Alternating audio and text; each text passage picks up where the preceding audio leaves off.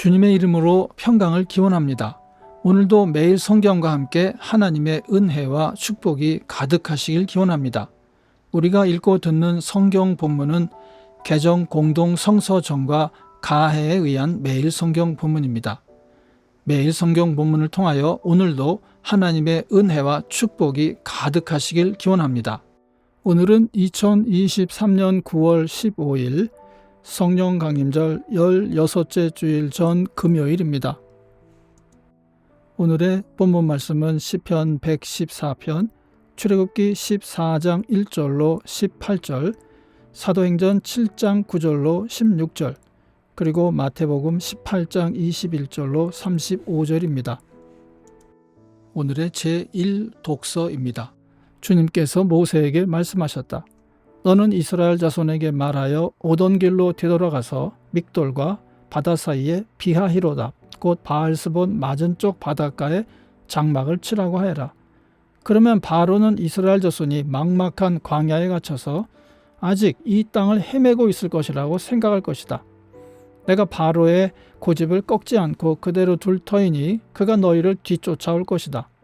그러나 나는 바로와 그 군대를 물리침으로써 나의 영광을 드러낼 것이니 이집트 사람들이 이것을 보고서 내가 주님임을 알게 될 것이다. 이스라엘 자손은 모세가 시키는 대로 하였다. 이스라엘 백성이 도망쳤다는 소식이 이집트의 왕의 귀에 들어갔다. 그러자 바로와 그의 신하들은 이 백성에 대한 생각을 바꾸었다. 우리에게 종살이 하던 이스라엘 백성을 이렇게 풀어주어 놓아 보내다니 어쩌자고 이렇게 하였는가 하고 후회하였다. 바로는 병거를 갖추고 그의 군대를 이끌고 나섰다. 그는 특수 병거 600대로 편성된 정예 부대와 장교들이 지휘하는 이집트 병거 부대를 모두 이끌고 나섰다. 주님께서 이집트의 왕 바로의 마음을 고집스럽게 하시니 바로가 주님의 보호를 받으면서 당당하게 나가고 있는 이스라엘 자손을 뒤쫓았다. 마침내 바로의 모든 병거와 기마와 그의 기병과 보병으로 구성된 이집트 군대가 이스라엘 백성을 추격하여 그들이 진을 치고 있는 비하히롯 근처 바알스본 맞은쪽 바닷가에 이르렀다. 바로가 다가오고 있었다. 이스라엘 자손이 고개를 들고 보니 이집트 사람들이 그들을 추격하여 오고 있었다. 이스라엘 자손은 크게 두려워하며 주님께 부르짖었다. 그들은 모세를 원망하며 말하였다. 이집트에는 묘자리가 없어서 우리를 이 광야에다 끌어내어 죽이려는 것입니까? 우리를 이집트에서 끌어내어 여기서 이런 일을 당하게 하다니 왜 우리를 이렇게 만드십니까? 이집트에 있을 때 우리가 이미 당신에게 말하지 않았습니까?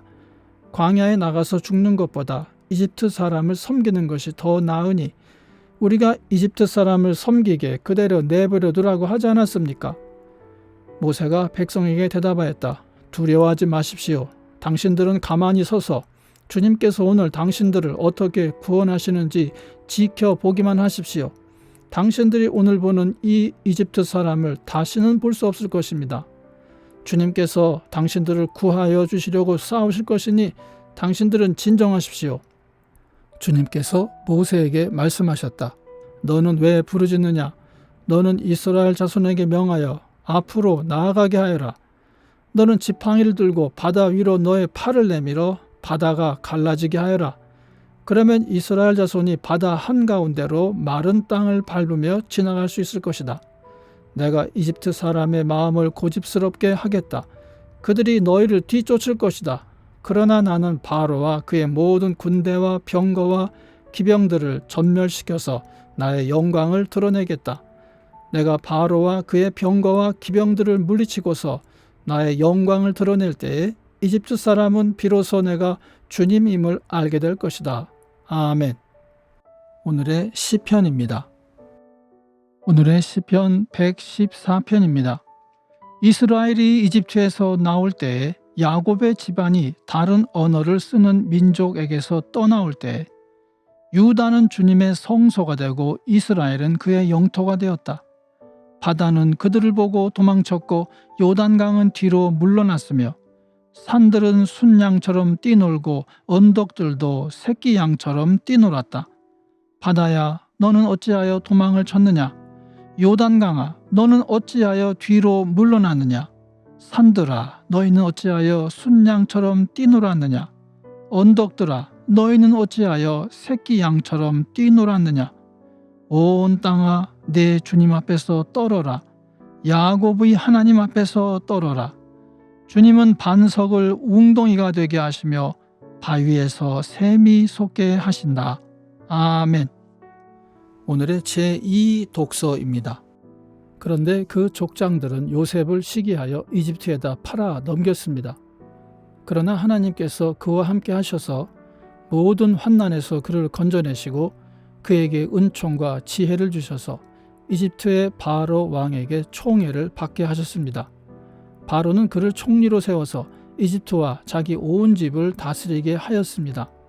그때 이집트와 가나안 온 지역에 흉년이 들어서 재난이 극심하였는데 우리 조상들은 먹을거리를 구할 수 없었습니다. 야곱이 이집트에 곡식이 있다는 소문을 듣고서 우리 조상들을 처음으로 거기로 보냈습니다. 이들이 두 번째 갔을 때에 요셉이 그의 형들에게 자기를 알리니 이 일로 말미암아 요셉의 가족 관계가 바로에게 알려졌습니다.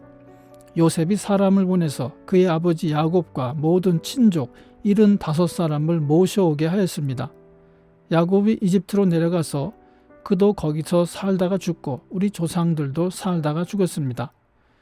그리고 그들의 유해는 나중에 세겜으로 옮겨서 전에 아브라함이 세겜의 하몰 자손에게서 은을 주고 산 무덤에 묻었습니다. 아멘.